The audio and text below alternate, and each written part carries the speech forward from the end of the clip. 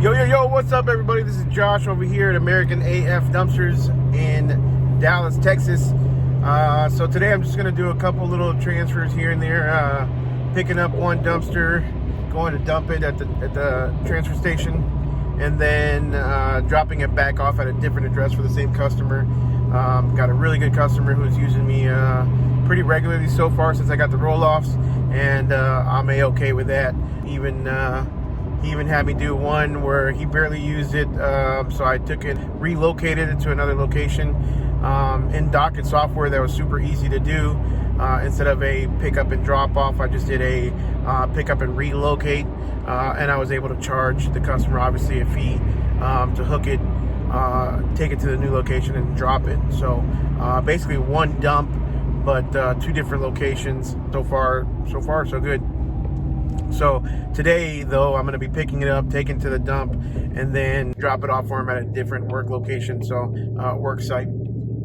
I also got some stickers from Waste Sticker Company for the dumpsters, so I'm going to be installing some of those and showing you guys how I hook up and drop off the 20-yard roll-off. So hopefully it goes smooth.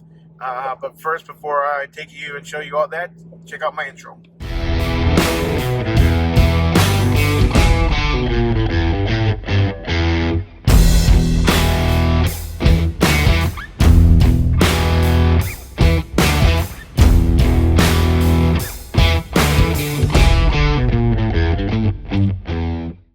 Yeah, we're about 8 minutes out, so we'll see you here in a second. All right, so I got these awesome stickers specifically for dumpsters. So let's see what we got here. So, got the maximum loading level stickers that go on the top. Oh, thank you for your order. A calendar. Looks like a mouse pad. And then got a bunch. You're not fill above the top of the container. I thought these were separate ones. You might be able to cut them out. You cut them yourself. Let's see here. No parking. Do not block the container. That goes to the front, obviously. I was expecting these to be individual stickers, not. Just got a perforated line here. Well, that doesn't do anything. So one massive sticker that kind of goes over everything that you want it to go over. Cool. Well, let's load up some of these max level loading stickers. Man, so as you can tell, I am still learning this roll-off system. Had a little bit of trouble loading this last one, and I'll tell you what keeps happening is as soon as the chain gets a hold of the dumpster and it's nice and tight, I line it up correctly, but the winch cord or the cable decides to kind of like pull from one side is what I'm looking at. So it kicks the dumpster over to the left or to the right, which kind of throws it offline, and then you have to keep lining up the truck again, keep lining up the trailer to get it centered.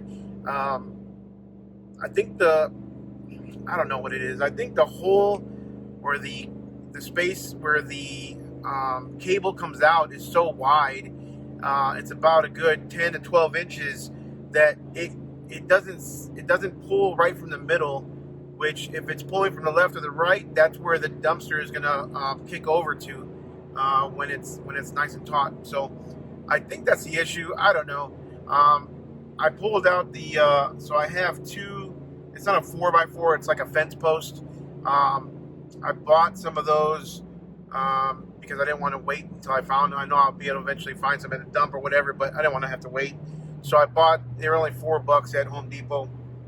I bought a few of those to have for each dumpster.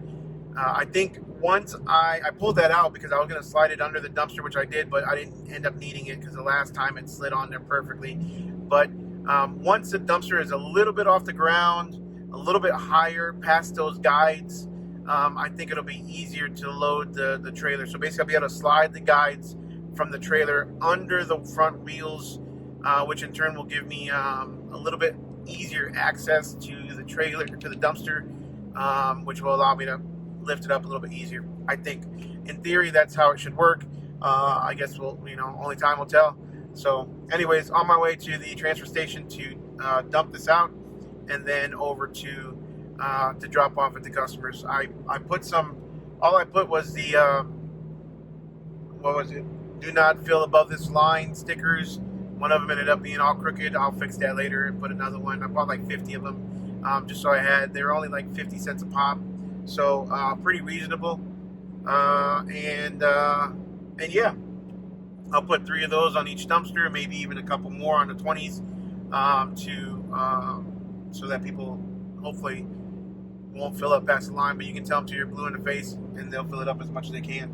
So, anyways, on the way to the landfill or the transfer station, again, on a good note, I have found this new transfer station that is like $57 a ton, but I'm in and out. It's super clean. I don't have to drive a mile to get to the dump location and then have a line to get in, a line at the dump location itself. So 2 different lines, and spend 1-2 hours easily. On average, I was spending 1.5 hours per time I would go to the landfill. Now it literally takes me 15-20 minutes. I'm in and out without a problem. So, knock on wood, hopefully I don't have any problems going forward. But transfer station, like I said, costs a little bit more. 2 tons over at McComas would cost me $70, give or take. This one will cost me about $110. But again, time is money, and I wouldn't be able to flip these dumpsters around to new locations, to new customers as quick as I do right now, as quick as I have in the last week, if I had to keep going to McComas. So out of need, I found another place that is easier. Now, I've also gone to a couple other landfills or a couple other transfer stations in Dallas, and they have turned me away. They said that our bins are too big, or they only take residential trash, like pickup truck size, or people that live in the area. So definitely you got to hit up all the transfer stations that you can in your area, see what's the closest to you, which ones take dump trailers and roll-offs and which ones don't, because just because it's a transfer station doesn't mean you take everything. So with that, let's get on to the transfer station. All right, guys, one quick thing to note too. So this is a 2020 Ram 2500, okay? So with the roll-offs, a lot of guys have been saying that it's much easier to load the dumpster, especially if it's heavy, onto your trailer if you leave your car in park or neutral. The issue that I've been having, or I've had, is that I cannot leave this car in neutral because it auto parks. So if it detects that nobody's in the seat, or that the seatbelt is on, I didn't know it was about the seatbelt, but if it detects that the door's open, it'll automatically put your car in park. So apparently that has to do with the seatbelt. So if you leave your seatbelt hooked and you put it in neutral, or you put it in drive or whatever while your door is open, it will not auto park. So I went on some forums, see what was the best way to do it, to be able to leave my car in neutral so that I can load and unload the dumpsters when they're heavy and stuff like that, or load them onto the trailer. And yeah, I got these dummy clips, basically some little seatbelt dummy clips. I believe they cost like $5 or $6 on Amazon. You hook them on, and your car thinks that you have your seatbelt on. It doesn't beep, and I can now leave my truck in neutral, like you saw in the video of my last load. That was my first time leaving in neutral while I'm loading the dumpster. So Brock, with Quality Restoration Services, I believe his name is, his company name is, Brock gave me the idea about putting it in neutral. Awesome guy. If you need it, the guy's got a heck of 3 years of experience in the roll-offs, owns a tree business. Brock, big shout out, man. Appreciate the tip of putting it in neutral. I believe it did work a little bit better. And the fence post too is his idea. So let's big shout out to you, Brock. Appreciate it. And yeah, dummy clips, they work pretty well. All right, y'all. I just dropped off my 20 yard, and I am done for today. So just keep in mind that stick to your prices. You know, my customer, he's a good guy.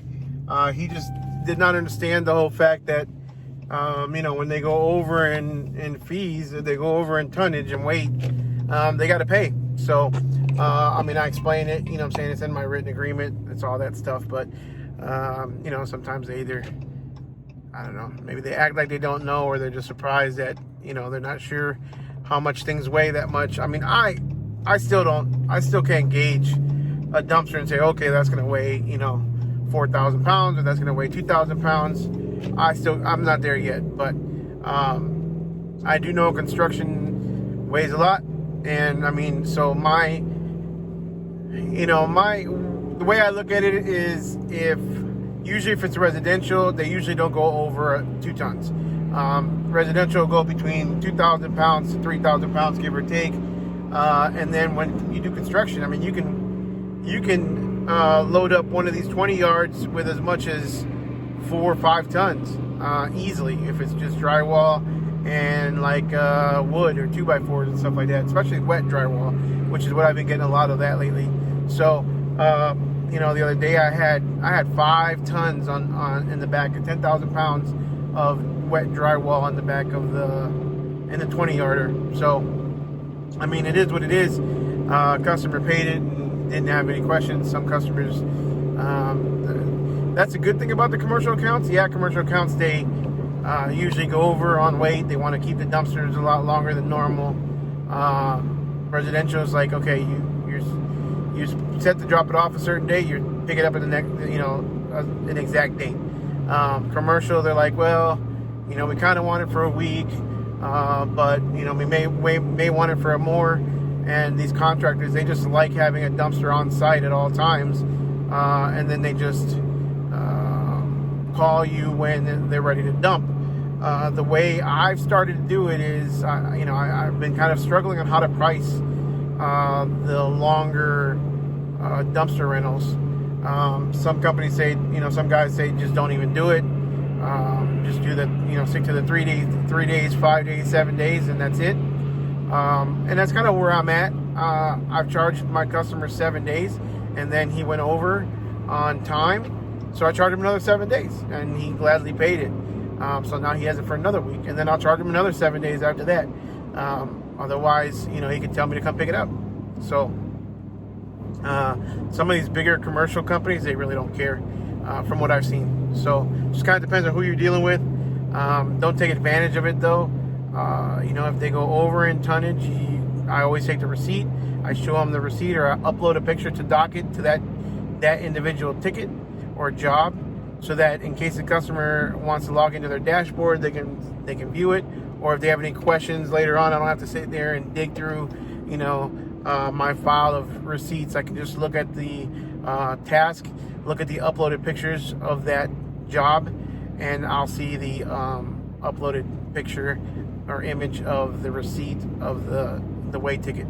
So anyways, guys, that's going to be it for today. Anyways, guys, that's going to be it for today. Please make sure you give me a like, a thumbs up, subscribe to this channel. Doing our best to out hustle and outwork everybody out there. I have always been one to say work hard and play harder. I've been working really hard lately, and I'm waiting for those cruise ships to open up so I can go on a cruise with a family and play kind of hard. So I'm a big cruiser, guys. If you guys haven't watched one of my other videos, you know my card that I use. Matter of fact, where's it at? My card, let me cover up the numbers. My card that I use for all my dump fees is my Carnival Cruise card, and I'm racking up Carnival Cruise points right now. So waiting for the cruises to open up so I can, you know, we can go back on a cruise and enjoy ourselves and make some memories with the kids. Again, see you guys in the next one. Don't forget to give me that like, subscribe, and smash the notification bell so you get notified whenever we send out new content. See ya.